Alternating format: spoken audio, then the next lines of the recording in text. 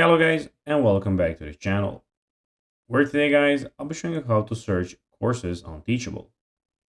So guys, the first thing that you of course need to do is go to Google and type in Teachable. And after that, of course, when you enter the page, you just need to go and log in Teachable or of course register if you haven't already been a of course member. But now guys, let's see what we actually have in front of us here. In the left side of the screen, as you can see, we have the home, users, site, sales, emails and settings. We have the products where you can check out your courses, coaching, digital downloads, community, and of course, in the top right corner, of course, view your school. But now, guys, let's see how you can actually go and search courses on Teachable.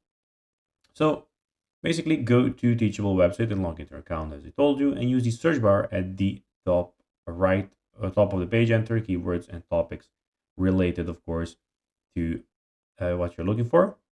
You can also go and use filters. So basically you can go and use filters. So when you're on the Teachable, of course, you have to be in the main page of Teachable. So basically like this. Then when you, of course, go and log in and everything, you can go and create an account or start for free, as I told you in the start of this video.